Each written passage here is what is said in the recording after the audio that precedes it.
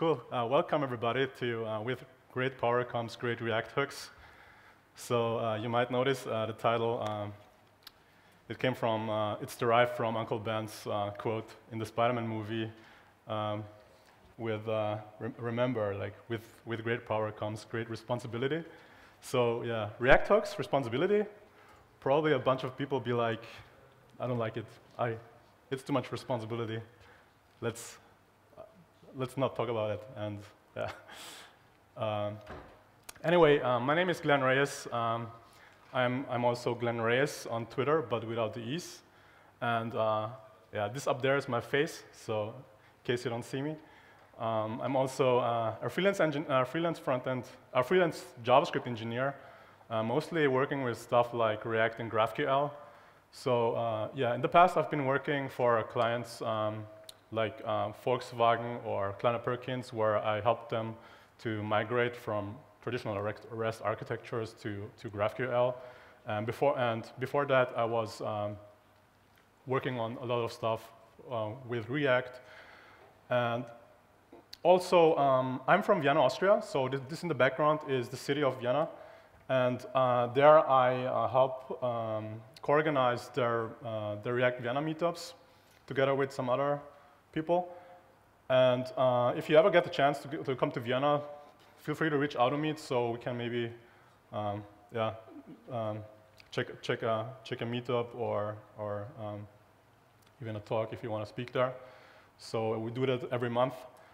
And besides that, I also do open source. So I have I open source GraphPack, which is a GraphQL server, but without configuration. So you might want to check that out on GitHub. And yeah, in my free time, I enjoy spending my time with my family. I play the guitar, and I like to be around the world, basically. So yeah, before we start with the main topic, let's step back a little bit and take the evolution of components. So in particular, we are talking here about React components, right? So hands up, who is new to React here? Who is kind of about to start to learn React? Oh, there's some people, that's cool. Yeah, let's start with how React got started. So everything started back in 2013 when Facebook unveiled and open sourced like React to the world. So the syntax looked like this. So there is a React.create class, and you basically pass an object with a getInitialState prop, where you just define your initial state as an object, and then you can pass an onChange like any function as a prop, and then you have the special render prop that you already know. And I don't actually want to get too deep into that because probably some of you found this code and be like, "Are you kidding, boy? This is so ancient. Don't talk about it." But even better, is this kind of like a plugin thing you might see here, or you might not, which is called Mixins, which basically you're able to find like a magical, you basically were able to add magical like props or states or class property like this, and which was kind of cool. But imagine you today in a job interview of this new company you wanna work for, and the company demos this sort of code and be like, "No, thanks, I'm gone, I'm bye." So yeah, ES6 class components became a thing. So this is the actual state of the art how you run still write components like this that has stateful logic in there, lifecycle hooks, and all these kind of features that React has. And yeah, that's the way actually you write component, right? And for all our minimalists in here, there's also like the function components, which formerly also were called stateless or dump components. So yeah, it's just basically a function that returns JSX or HTML that should be rendered, right? But the question is, how do I add state to this function component? Now, there are several concepts, and most of them most of the concepts is of like splitting a container with presentational components. So you can think of it like the container is kind of like the data component that that handles the data, and the presentation is like the UI component handles UI. So in case you haven't heard about that, you can think of it.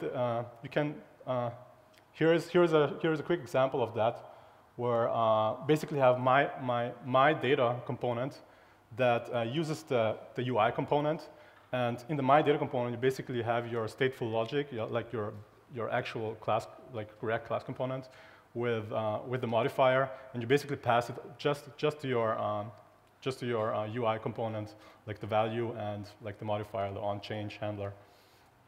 And there was also higher order components, so or hooks, if like somebody calls them. So basically, a hook is a function that takes a component and returns a new component. So it returns like an enhanced component with new props. So here's a minimal example that adds the state for an input field. So you basically return a new component, like a class input container, that just passes some new props into the component.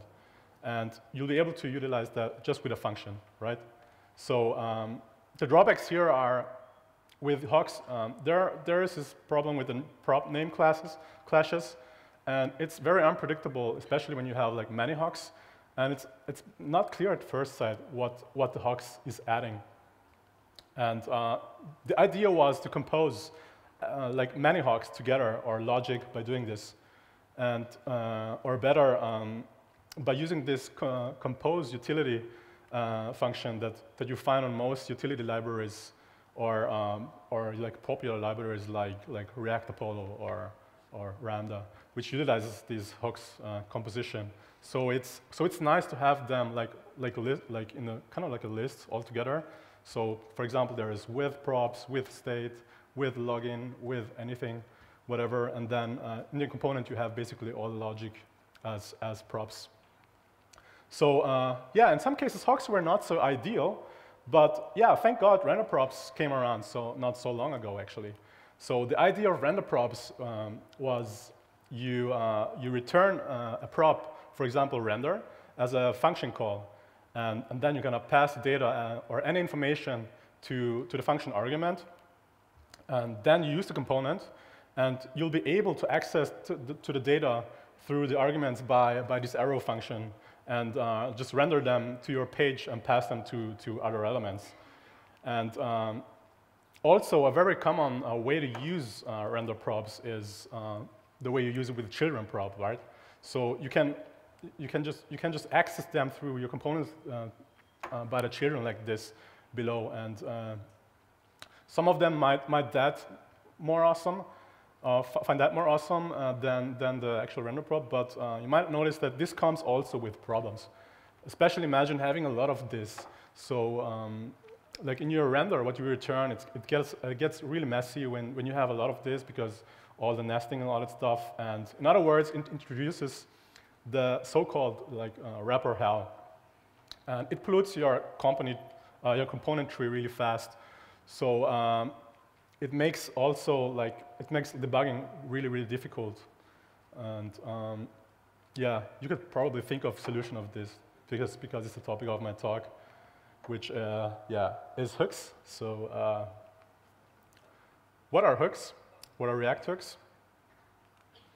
So hooks let you use state and other React features without writing a class. And in other words, with hooks, it lets you use state with just function components. Here's a simple example. So you might have already seen of use state hook. So you basically import use state from the React library, and then you say const, and then make this array, the structure, and have the value, like the counter, and then have the modifier, the set count, and then you make the use state call and pass the initial state of the state hook, and then you'll be able just to use it in your JSX, like you used to do with the current class component hook. And it has just some difference, but we'll come back to that later. So here's quick bullet points again. So hooks is the new thing of React, so it's already there. It's a new feature since React 16.8. It's completely opt-in, so you don't have to use them, but you can if you want to. And there is no breaking changes, meaning that you can already like upgrade your current React version, and then just use it simultaneously to your class components, so you don't have to use it. You can still use your class components, and it's fully backwards compatible. And to enable it, you just need to upgrade like all of your React libraries to the same version. So that's for example, DOM server, and so on and so forth. But why has React hooks really been added to React? So it's because with hooks, you get better reuse and primitives for stateful logic between components. So let me define what better is what's meant with better here, what's defined here in particularly. Now, let's take a look at this very, very simple example where we have like a class component, and in there we have like these two lifecycle methods, like in component did mount and component did update. And on mount, we just want to update our document title with the current with a text with a current counter that is on our state. And the same thing when we kind of update it. So for example, if we click on a button that we are rendering here, it should update also the title of the document, right? So now I've highlighted here the code of the logic, which basically belongs together, but it's split into like these two different lifecycle parts. It's like this because of the nature of how a React component lifecycle works. And now with hooks, you'll be able to put them together into one place, and you can even like put them somewhere else and then just import them from there, and yeah, just use it as a module. Now imagine you have like multiple logic in one component. So here in this case, in addition to our document title thing, we have also, for example, a chat API where we subscribe ads. So this is the thing that I highlighted here in green. So now we see like two different logics in several like lifecycle methods. So there is also a component will unmount and handle status change, and with hooks, we'll not just only be able to put them together, but also actually we're writing way less code than before. And basically, hooks lets us organize the logic in a component into reusable isolated units. And in addition to that, hooks allow us to like avoid writing layers like providers or consumers or higher order components, render props, and all these abstractions. So basically, there's no more wrapper hell. Now, yeah, let's get into the demo now to see how hooks feels like. How many people here are already working with hooks? Okay, that's maybe more like a third of the audience. So yeah, let's jump right into hooks, how it looks like, right? So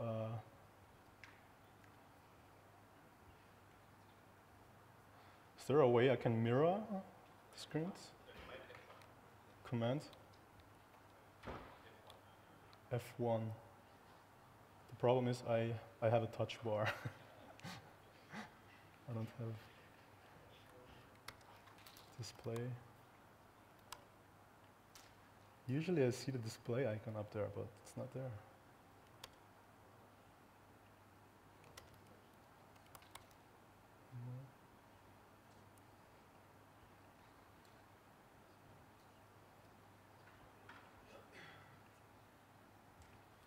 Okay, no worries. Well, let me do it like this. Okay, yeah, I have here my little like create React app where I'm just, I have here at the upper right corner like a toggle, which supposed to be like my dark, like my theme toggle, which should switch between dark mode and light mode. And in the middle, I have like my window size. So right now, both of them are just hard coded. So what I'm gonna do now is I wanna start implement them. So for example, this should turn into dark mode true if I start or if I click on a button, right? So how I'm gonna do that? So yeah, instead of these two, let's say const, and then we're gonna say dark mode, and then we're gonna set the modifier, which is set dark mode, and let's say use state, and then I'm gonna pass the initial state, which in this case we want it in light mode, like false, right? So we have now the modifier, and we need to import the use state from React.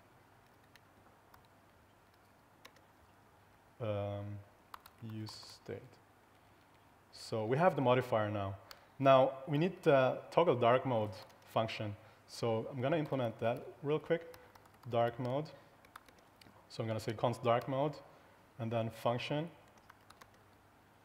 And then in there I'm just gonna call set dark mode, and it's a typical set state, right? We can just pass a function with our current state, and it just should return our like inverse of them.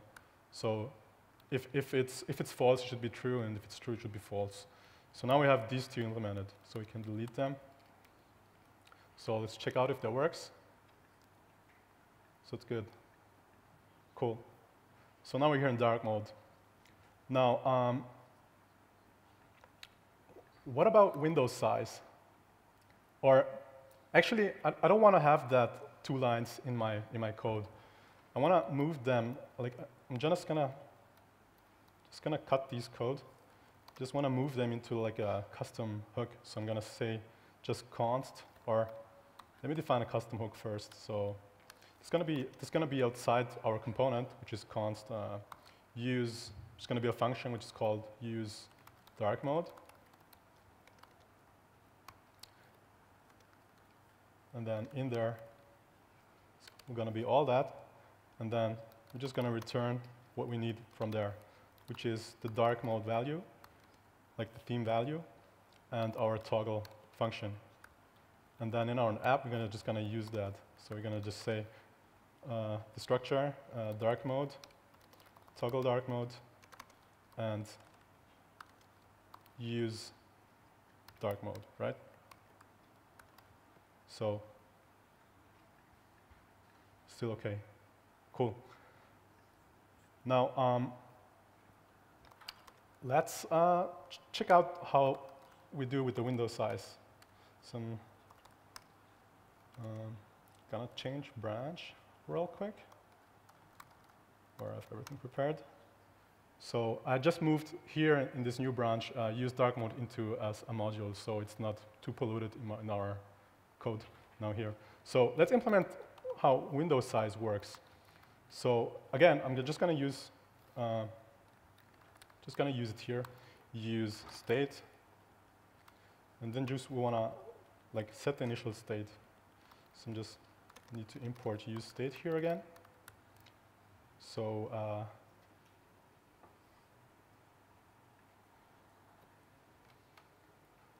I don't see any values. Oh, yeah, we need to do this array destructuring again. And then we're going to say set size. Now I'm just going to see the values again. So now we wanna view the actual window size. So I'm going to say window width is window inner width, and height is going to be window inner height. Oh yeah, sure. Sorry about that. Is that better? Yes. Cool. Now we have our window sizes here rendered in our app, but if we change, or like if it resize our window, it should be actually the actual window size. So how are we going to do that? Now there's this hook for side effects, which is called use effect, that we're just going to use here. And in there, we're just going to pass a function, and everything what's inside this function will be run each time the component is mounted, and each time we do updates, right?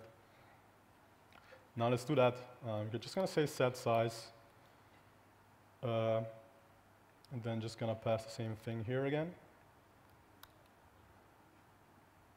And it fails. Oh, because we didn't import it.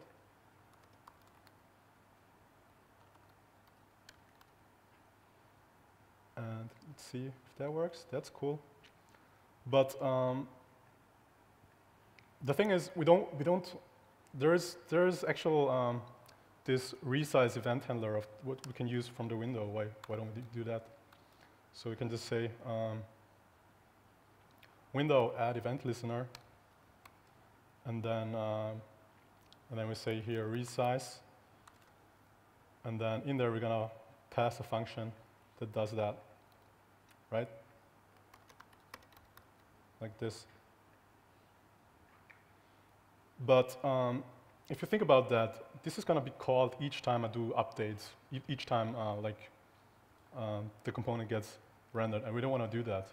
So there is this second argument for use effect, which is called like dependencies, which is the effect dependency.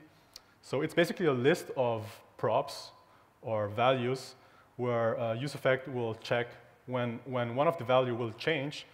It will then rerun the content of the effect. So in our case, we just want to have an empty array. So in this case will just run use effect on mount. So just on the initial mount. So this should work. Let's check with the height maybe. Yeah, that's all good. Cool. Now, we do add event listener, but we also want, if we like unmount the component, we want to like clear things, like clear event listener up. So we can. So by doing, how do you do that? So in the use effect hook, you can return the things that is run like when you clear things up. So it's the equivalent to component will unmount.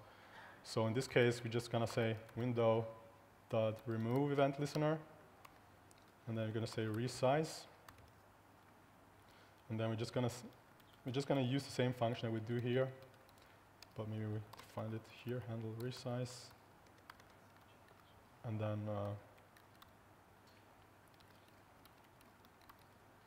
going to say handle resize.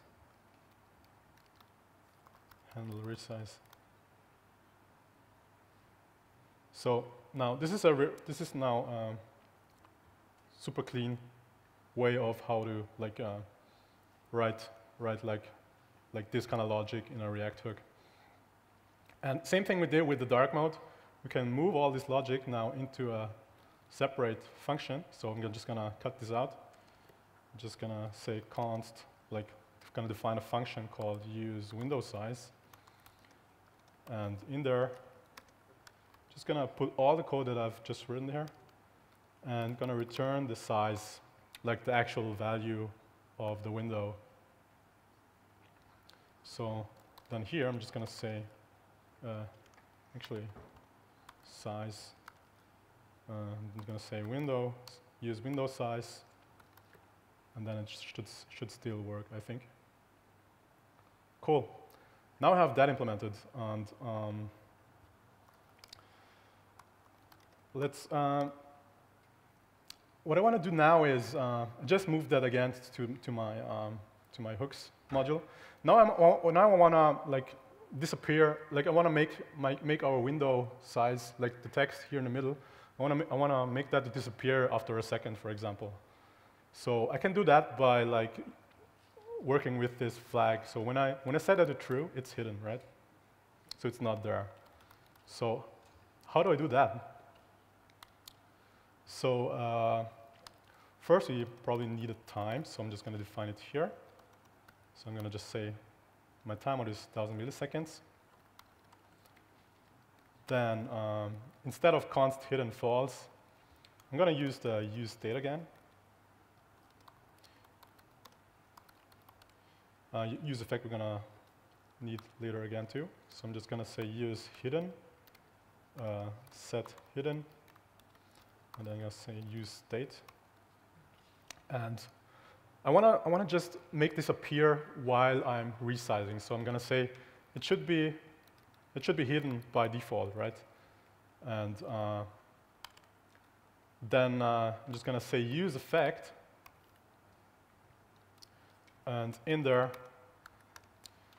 I'm just going to define my my dependency list here again, because I want that each time when I change one of the sizes, then it should like run the function where I'm just gonna like set the hidden flag to false, and then afterwards set it true again, right? So let's do that first. Set hidden false, and then just gonna set my timeout with set timeout, and in there, whoops, I want to set the hidden flag back to true again. And we need to define our time, like in a second argument, the 1 millisecond here. And in our dependency list, we want to only run these. We want to run this part only when the sizes changes, right? So every time the size width and the size height changes, we want to run these functions. And we want to clear our timer up by returning a function that calls the clear timeout. So let's try if that works. That's cool.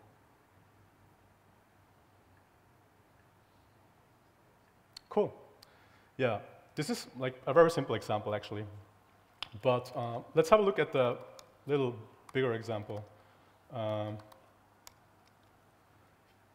example, let's work with a to-do list. So here are my previous hooks again. So use hidden. I just created here again a custom hook for use hidden, where I just pass my current timeout and the dependency list. And now I want to work with, I want to add logic to my to-do list. So here's my to-do list. So it looks like this. I have my to-do list component where I have my title, and then in there I have like a list of to-do items where I'm just rendering my to-do item component. And basically when I hover over it, it also renders like the remove button, and there's also a checkbox.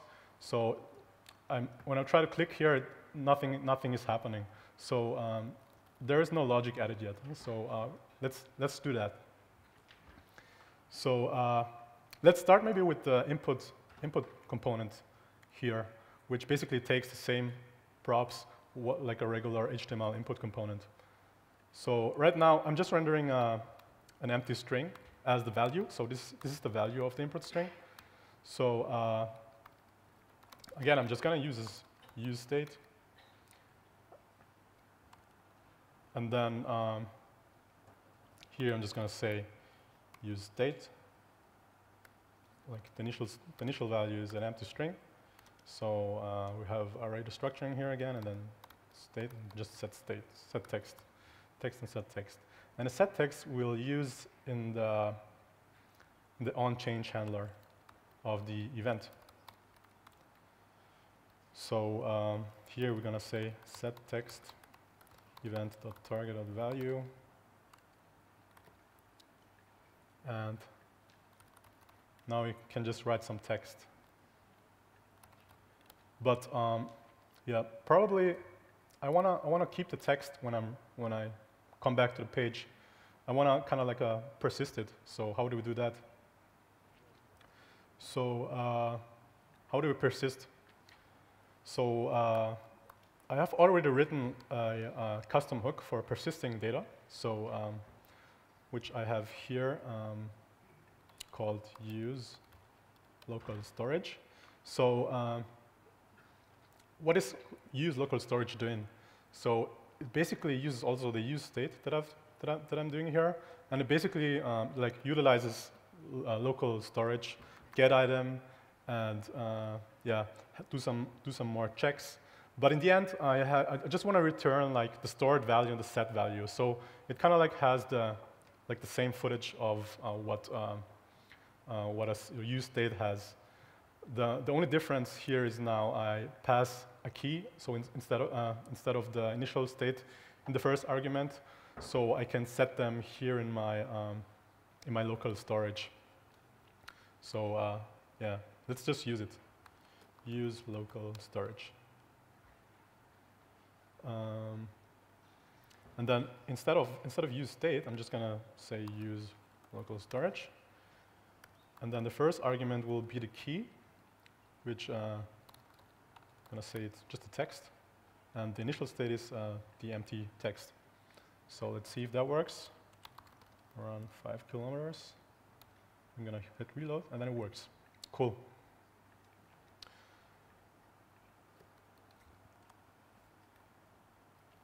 Now, I want to implement the actual to-do app here. So I'm just gonna make some magic again. Now,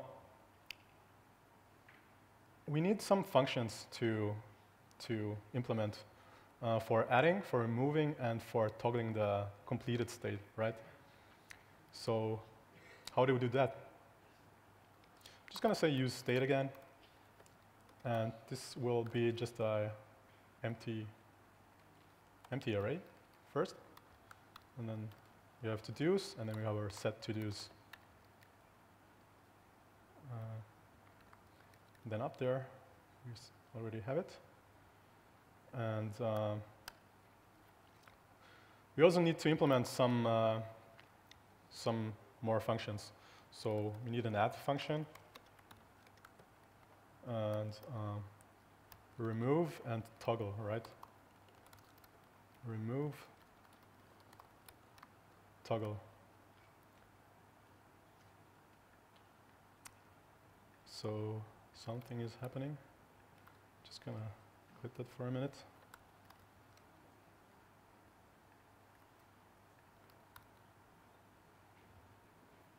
Oh, I didn't. Or to react. Cool. Now I have my set to-dos, add, remove, and toggle.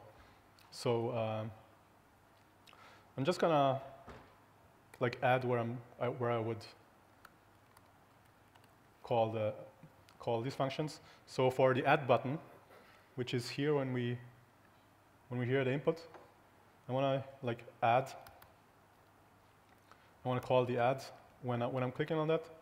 I'm just gonna pass the text, right? Like this.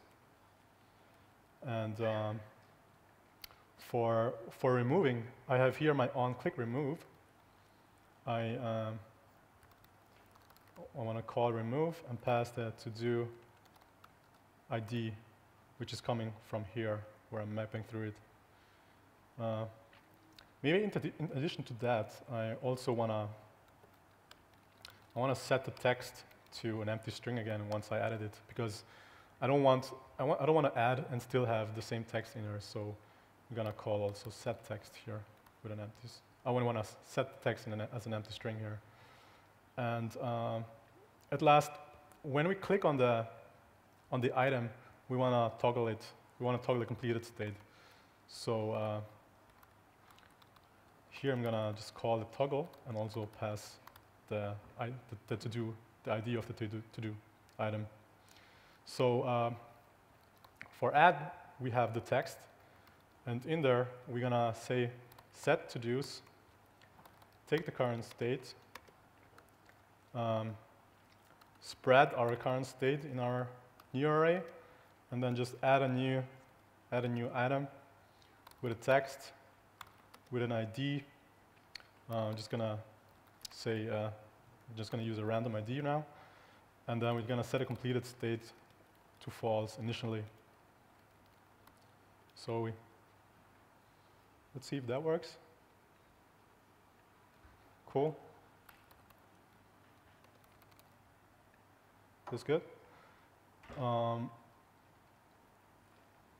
Then we have remove. So here we take an ID.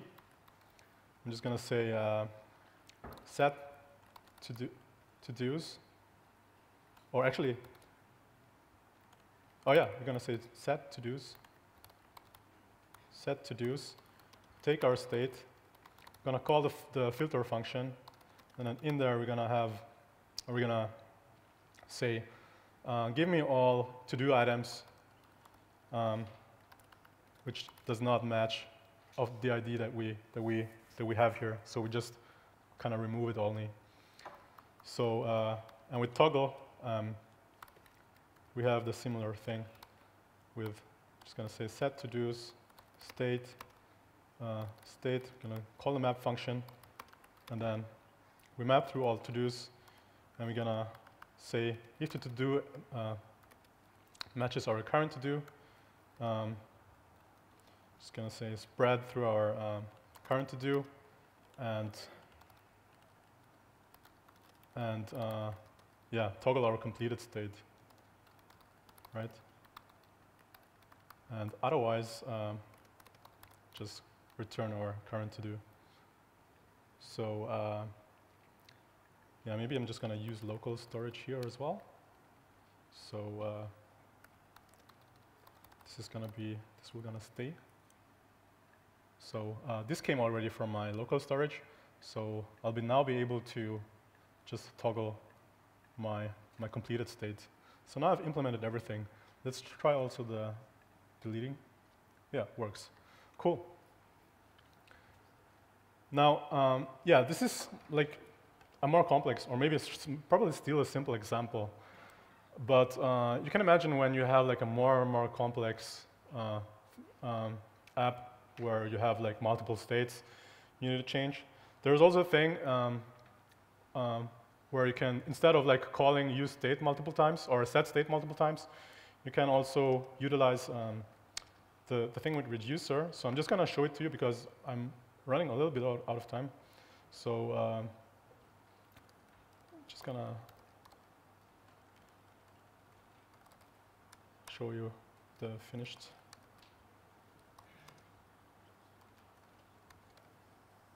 app.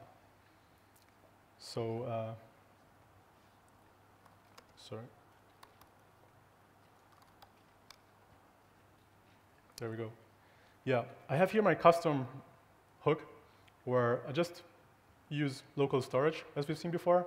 And I've also now, instead of like having the use state, I'm just using use reducer, and this basically returns our to-dos state and a dispatch function.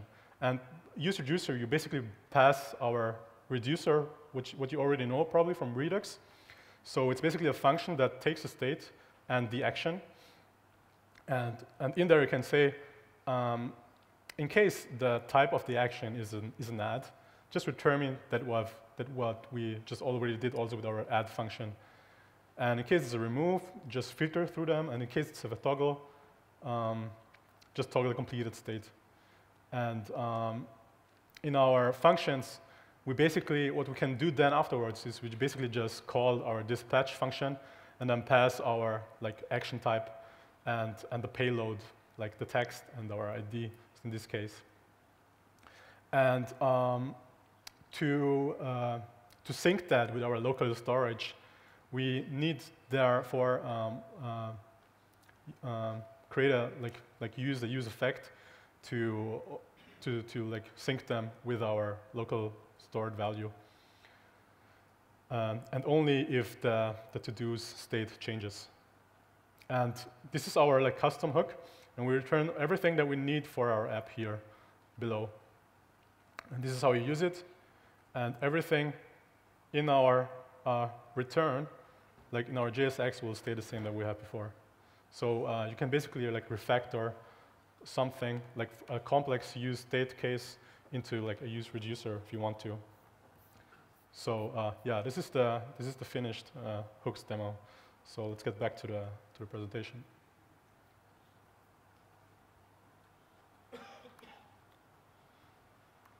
So what's going to happen to React?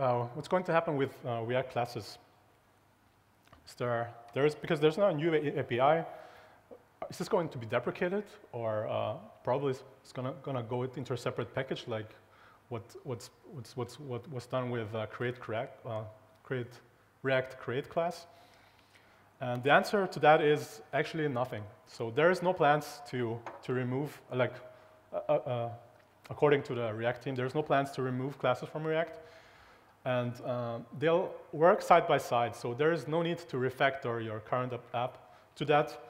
And the current recommendation is when you work on your current class components, you may want to migrate them to hooks if it's reasonable. So if you're currently working on these kind of things, you may want to consider hooks. You can try it out, and also just for if you already create new components, try hooks out. So it's probably better than just if you still be with class components. Now, how will hooks affect to the core concepts of React? Basically, everything you already know won't change. Hooks provide basically a more the direct API. So as you've already seen with hooks, you're basically utilizing the same things that you've done with React already. So in general, all the things that you know, like props, state, context, there is a hook for just context, so it's called use context.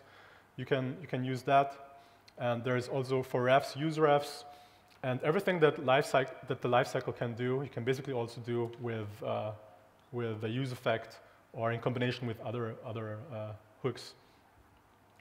And there is just two cases where it's not implemented yet. So the one is get snapshot before update, and the other one is a component did catch for kind of like this arrow boundaries. And it's not implemented into hooks yet, but it's probably coming soon. So it's kind of like a priority thing, I think. So in general, you basically, when you write hooks, you're not dealing anymore with constructor, like the super props, all the things. No more bindings. You don't write this anymore in your code. And in general, you write less code and much cleaner code, in my opinion. And what I found, the drawbacks of that was, yeah, for sure, there is a new API. There is a learning curve. You have to dive into some APIs if you don't understand them, really, or you have to like read through the docs a bit. So also, the API surface gets bigger, since it's a completely new API.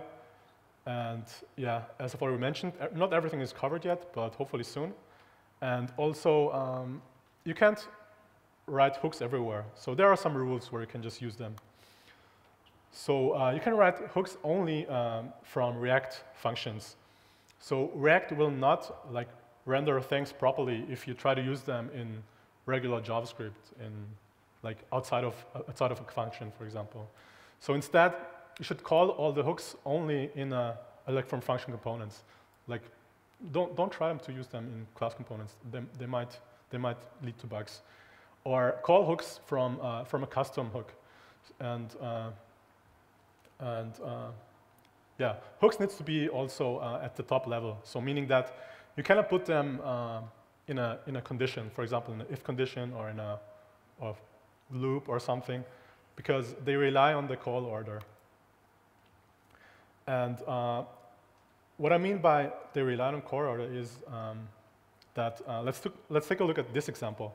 So here you do use state Mary, and then we are using a use effect where we just for persisting the form data, and then we're gonna use state the last name, like the surname again, and then we're going to use effect, and then do something with the document title. So in general, the only way why hook works the way they do is because React is expecting the same order of the hook call on each render. So as long as the order of the hooks is equivalent between all the renders, React will be able to associate the local state with each of them. As I already mentioned, you cannot do this. You cannot do if, and then inside you just say use effect, because this will break the rule, and React will expect a use effect which might not going to be called at some point. So there's this kind of like what's going to happen. So we call use state, and then React calls use state again, but it will expect the use effect. But and from that point, every next hook call after that is gonna after that got skipped will then lead into bugs. So instead, you should like write your condition inside your effect in this case. And so React will still call the use effect function, but will skip anything that we try to execute inside the effect. Now, once you've been working with hooks after a while, you might bump into some situation where you start to think like multiple states. Sometimes, for example, when you're dealing with data fetching, when you wanna like implement data fetching with hooks, so there's this state, for example, your loading state or your error state, and you're like each time something changes, you have like to set multiple states together. And there's other cases like carousels where you have like your progress state, or maybe your next or your current index of your current slide. And at some point, implementing these kind of use cases with reducers will make it way cleaner. But when you know if, well, when do you know if use reducer is more appropriate? So I think it's mostly good to start with use state when building new components every time you start. And then switch to use reducer when you think your state gets a little bit more complex, or if you think use state will gonna help or gonna help to understand your app better. So actually, use state is not a must, but it can help just to make write your code cleaner. And I would also give it a try sometimes, because sometimes intuitively, you have to decide intuitively if it feels better or not, if it works like that. Now, how about tooling? I'm gonna dive here real quick. So there is this ESLint plugin. So there's rules of hooks. It will check if your hook is gonna use in a React component by checking the case of the function. So it's gonna check for a Pascal case. And it's also going to check if it's inside use something function. And also going to check the call order. And the second rule will try to find potential dependencies in the dependency list of an effect, for example. Now, how do I test React hooks? I haven't talked about that much yet. So the answer to that is you don't really test them, because hooks are more or less like implementation details of a React component. So what you rather want to do is you want to test the component as usual, not the hook. So that might be snapshots, that might be usual checks of your render component with certain props, what kind of output you expect, or like certain behavioral. So think like clicking on a button and then it renders something else. So there's a lot more to learn about hooks.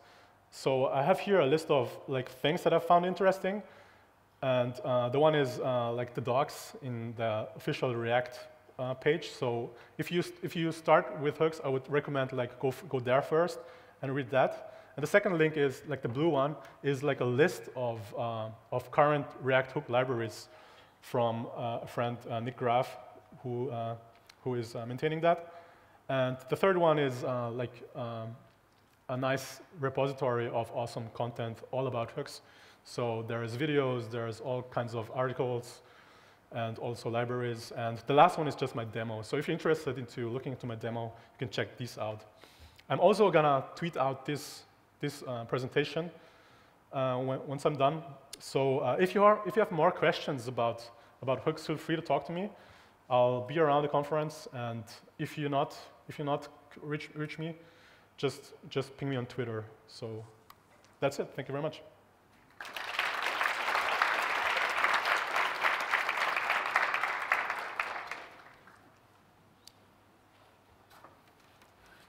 Thank you so much for your examples. And my question is, I'm a newbie here, and I want to hear more examples when it's not good to use hooks in real cases. Thank you. Yeah. I mean, the question was, when are hooks not good in real cases? I would not recommend just to refactor current existing components into hooks. If you're new, or if you're feeling more comfortable with class components, then you should go with that. There is no problem with that. I mean, most cases that solves hooks is a lot of like drawbacks that you had with hooks and all that. So the thing is with hooks, it has way more positive things of writing your React components. And especially if you're new to React, it's also a good idea like to learn about how the React like logic works, or how React features in general work. So it's a good idea also to learn like the normal lifecycle things first before getting into hooks maybe. But also, yeah, I mean, it's up to you. If you want to use hooks, go for it. If you still wanna class components, there is nobody it's not gonna deprecate. It's not gonna be deprecated, so it's not gonna go anywhere. Does somebody have any questions? Thank you for the talk. I have a question about render optimization. If we extend from PU component, we have some render optimizations, and what about hooks? Will they be rendered each time they are? Well, there is other hooks, like there's more advanced hooks. I didn't cover every hook here in my talk, but there's other hooks. For example, use memo, which memoizes like your current value. So it's kind of like the React memo that you use, and it basically allows you like to memoize your current values, and then just only run it when you have new values, right? So not only that, there's also other like use layout effect, which only runs, which is an effect which only runs, or which runs synchronously after some layout painting. So it's good if you doing an effect where you're using something that was happening in the layout or in the painting. So you can read more about that definitely in the React API if you're interested of optimization and that. But really good question. We have time for one more question. So.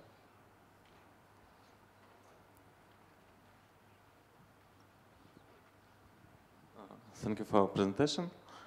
I have a question about performance. Does it any difference between component mount and webhooks? What is faster, what is slower? That's a really good question. To be honest, I don't know much about web performance, but I know there are some tiny differences between, for example, use state, how it works, and use state with class components. So the thing about performance is, I think if you're going with the hooks, that's going to be probably more safer in the future, because this is an API that's kind of encouraged for the way that how React is going to be implemented in the future. So there's also going to be React Suspense, which also handles which is dealing with caching and data as well, and these together are kind of like it's the current state of the art on how you wanna write React apps. So, but that doesn't mean that class components are going to be unperformant, like of React hooks.